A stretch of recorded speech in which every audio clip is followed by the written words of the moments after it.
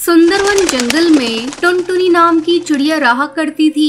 आज टुनटुनी की शादी है। बारात जब चिड़िया वालों के दरवाजे पर पहुंची तो घर में कोहराम मचा था।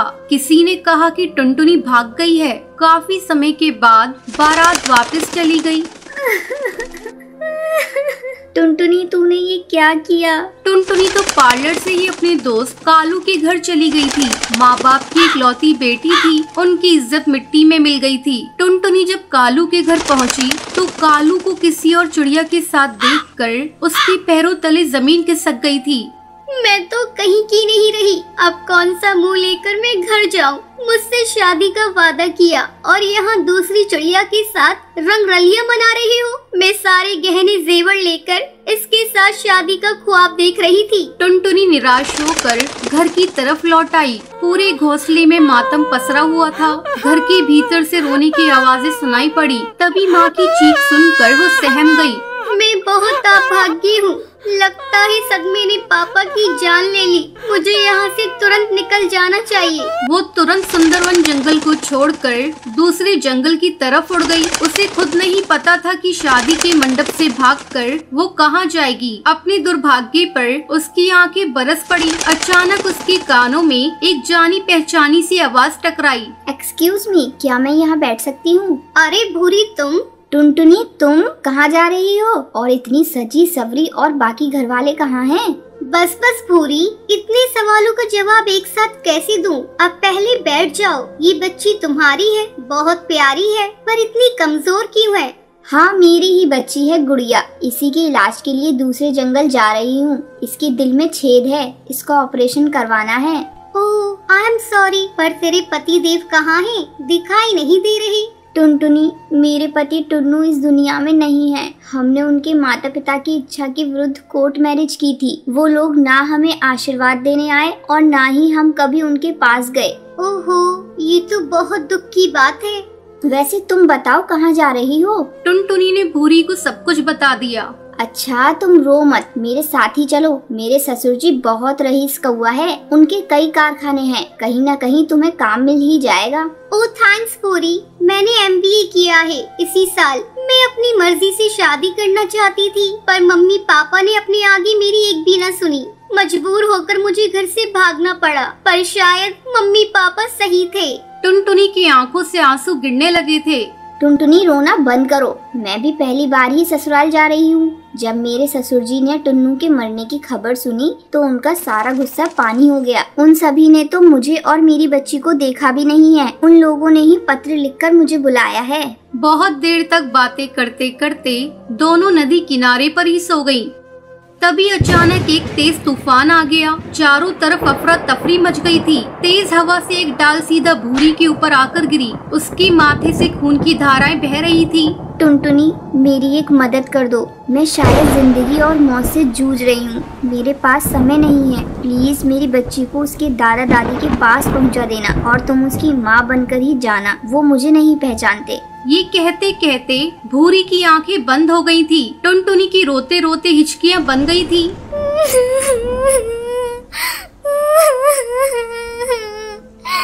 अब मैं क्या करूं? भूरी को छोड़कर कैसे जाऊं? उसने गुड़िया को सीने में जोर से भींच लिया और भूरी के बताए पते पर पहुंच गई। घर क्या, वो तो पूरी हवेली थी। टुन्नू के पिता कड़कनाथ सेठ ने उसे देखते ही कहा, आओ बेटी भूरी, हमें माफ कर दो। हमसे बहुत बड़ी गलती हो गई जो हमने इतने दिनों तक अपने बच्चों से दूरी बनाकर रखी। ऊपर वाले ने हमें उसकी सजा दे दी है। टुन्नू की माँ सुंदरी देवी ने उसे गले लगा लिया और कहा, लाओ बच्ची को मुझे दे दो। अरे कलावती, भूरी भाभी का सामान टुन्नू की कमरे में रख दो। भाभी को उनका कमरा दिखा दो।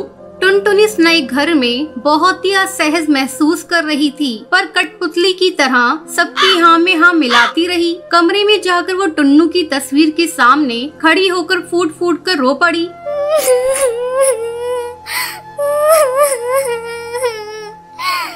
आप मुझे माफ कर दीजिए। मैं आपको नहीं जानती, पर आपकी बच्ची के लिए और अपने ठिकाने के लिए मुझे आपकी विधवा का रूप धारण करना पड़ रहा है। भूरी की भी यही इच्छा थी। मैं विधवा बनकर इस घर में कब तक रह पाऊंगी? जब इस झूठ का पर्दाफाश होगा तो क्या मुंह दिखाऊंगी।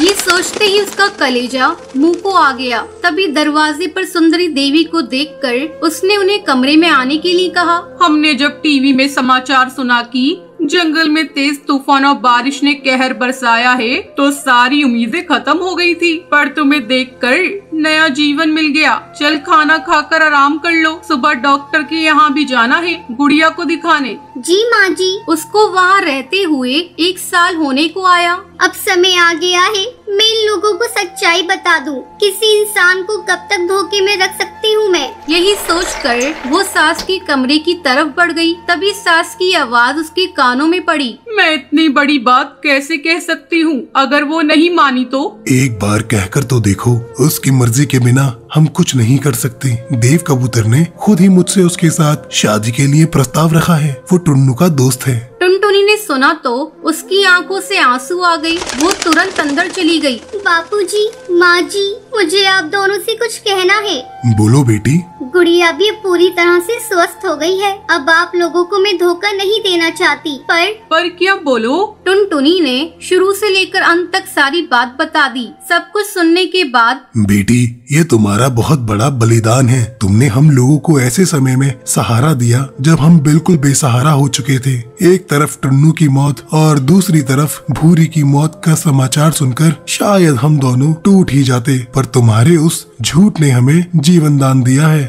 ये सच है, इतने दिनों तक तुम हमारे घर में कुंवारी विधवा बहू बनकर रही। अब हम तुम्हारी शादी करके अपने हाथों से विदा करेंगे। टुनटुनी ने दोनों के पैर छू कर आशीर्वाद लिया। उसकी शादी देव कबूतर से हो गई। अब उसका जीवन खुशियों से भर गया था। एक बार की बात है, एक जंगल में टिंकू नाम का एक बहुत गरीब किसान चिड़ा रहता था। एक दिन टिंकू अनाज लेने के लिए बाजार गया तो उसको उसका एक पुराना दोस्त हरी तोता मिला। अरे टिंकू भाई यहाँ देखो, यहाँ इस तरफ। अरे भाई हरी, कैसे हो? कहाँ हो? बहुत दिन बाद मिले।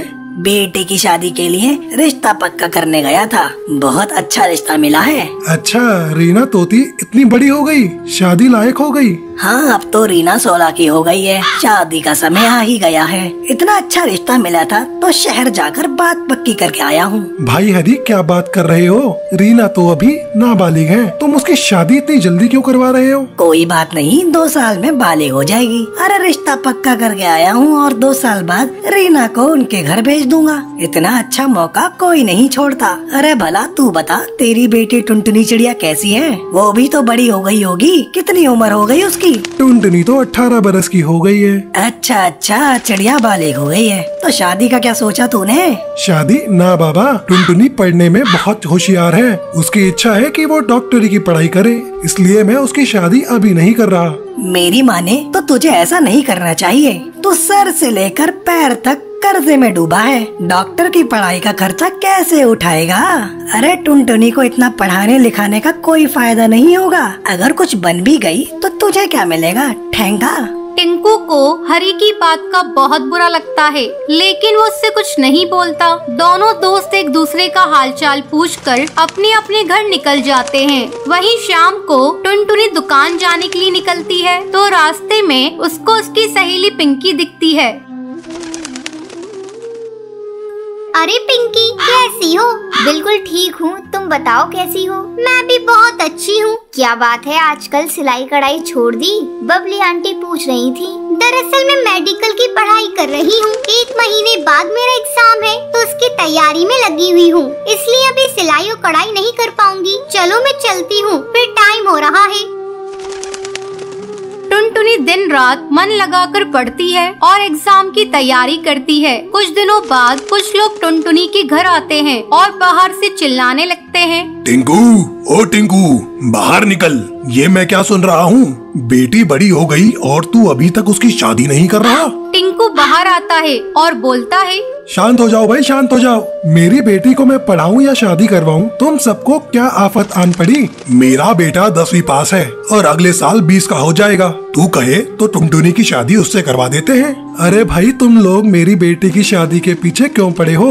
मुझे उसको डॉक्टर बनाना है, वो अभी शादी नहीं करेगी। राम राम राम, क्या बात कर रहा है? लड़की को पढ़ा रहा है? ना तेरे पास पैसे, ना रहने को ठीक सा घर, और इतना बड़ा मेडिकल का खर्चा। तेरे को पता भी है तू क्या सपने देख रहा है? परिंदे को उतने ही पैर फैलाने चाहिए जितनी उसकी चादर हो। देखो भाइयों, मुझे सब चीजों का पता है। मैंने बैंक से लोन ले रखा है। मेरी बेटी जब डॉक्टर बन जाएगी तो सारा लोन चुका देगी। तुम सब देखना, वो एक बहुत बड़ा मुकाम हासिल करेगी और तुम सबकी बोलती बंद कर देगी।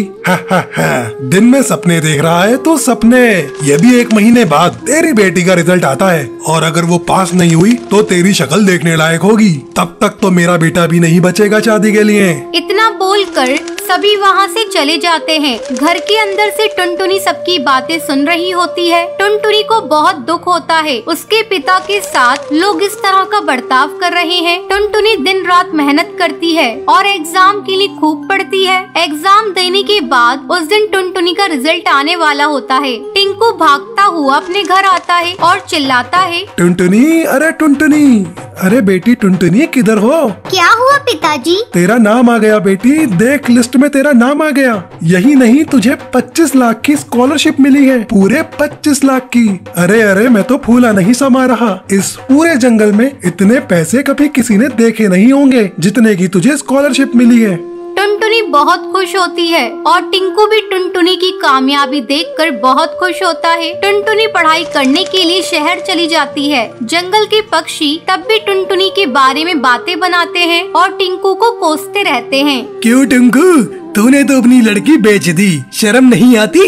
लड़की है, ऊपर से घर में नहीं रहती, पता नहीं शहर में क्या कर रही होगी। टिंकू सभी की बातें सुन लेता है क्योंकि उसे मालूम होता है जब टुनटुनी लौट कर आएगी तो सबकी बोलती बंद हो जाएगी।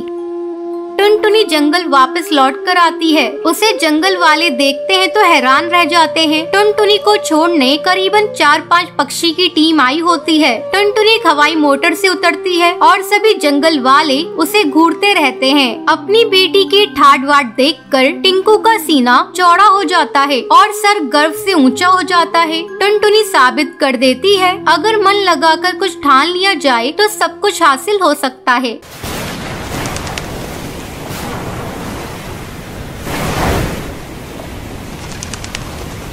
टुनटुनी अपने माँ बाप की इकलौती बेटी थी। उसके माँ बाप ने उसकी शादी बड़े ही धूमधाम से बंटी नाम के कबूतर से की थी। वो एक बहुत बड़ी कंपनी का मालिक था। टुनटुनी अपने ससुराल में बहुत खुश थी। अचानक एक दिन उसे खबर मिलती है कि बंटी की एक दुर्घटना में मौत हो चुकी है। बहू, किसका फोन है?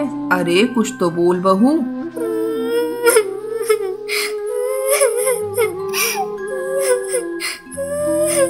माँ जी, सब खत्म हो गया, सब बर्बाद हो गया माँ जी। बंटी की तेज तूफान आने के कारण मौत हो गई माँ जी। बहू, तुझे गलत जानकारी मिली है, कोई तुझसे मजाक कर रहा होगा। ला दे फोन, मैं बात करती हूँ। बबली अपनी बहू टुनटुनी के हाथ से फोन ले लेती है। क्या बात है कालू, तूने बहू से क्या बोला है? आंटी जी, ये बात सच है, बंटी की मौत हो चुकी है। ये सुनकर बबली रोने लगती है।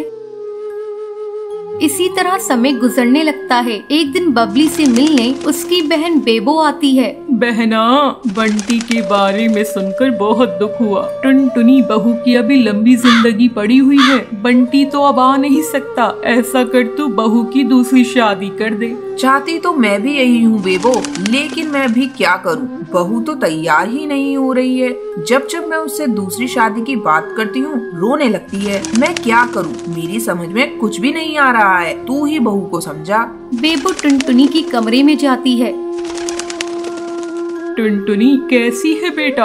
अरे मौसी जी, आप कब आई?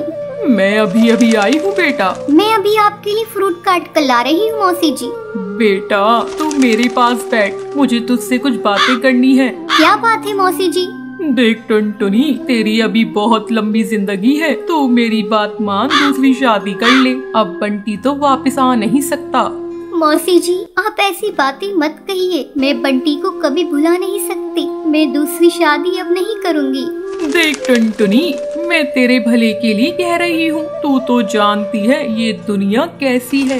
मौसी जी, मैं दुनिया के बारे में नहीं जानती। अब मैं माँ जी के साथ ही अपने जीवन को बिताना चाहती हूँ। बंटी ही उनका एकमात्र सहारा था, वो तो चला गया। अब मैं माँ जी का सहारा बनूंगी। अगर आप लोग चाहती है कि मैं खुश रहूँ, तो आप लोग मेरा एडमिशन किसी कॉलेज में करा दीजिए। मैं आगे पढ़ना चाहती हूँ। ठीक है बहू, तू जैसा ठीक समझे। मैं तो तेरे भले के लिए कह रही थी। मैं अभी बबली से कह देती हूँ, वो तेरा एडमिशन कल ही किसी कॉलेज में करा देगी। अब टुनटुनी कॉलेज जाने लगती है। एक दिन वो नोट्स लेने के लिए अपनी सहेली के घर जाती है। वहाँ उसकी मुलाकात उसकी सहेली के भाई से होती है। आप कौन है? आपको किससे काम है? मैं बुलबुल की सहेली टुनटुनी हूँ। मैं नोट्स लेने आई हूँ। बबली तो अभी घर पर नहीं है, मैं उसे बता दूंगा। वैसे आपका नाम क्या है? मेरा नाम टुनटुनी है। जब बुलबुल घर पर आती है तब उसका भाई रॉकी उससे कहता है, बुलबुल, तुम्हारी सहेली टुनटुनी तुमसे नोट्स लेने आई थी। हाँ भैया, मैंने ही उसे घर पर बुलाया था ताकि तुम उसे देख लो और वो तुम्हें देख ले। बेचारी विधवा है और मैं उसे अपनी भाभी बनाना चाहती हूँ। कहो तुम्हारी क्या राय है? ठीक है बुलबुल, मैं टुनटुनी से शादी करने के लिए तैयार हूँ। बुलबुल अपने भाई का रिश्ता लेकर टुनटुनी के घर जाती है।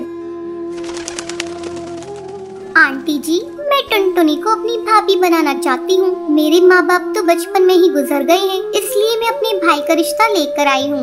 बेटा, मैं भी यही चाहती हूँ, लेकिन टुनटुनी तो शादी के लिए तैयार ही नहीं है। बस आंटी जी, आप हाँ कह दीजिए, मैं टुनटुनी को मना लूंगी। बुलबुल टुनटुनी को शादी करने के लिए बहुत मनाती है। आखिरकार टुनटुनी शादी करने के लिए मान जाती है। और एक दिन धूमधाम से टुनटुनी और रॉकी की शादी हो जाती है। टुनटुनी अपने ससुराल जाकर खुशी खुशी रहने लगती है।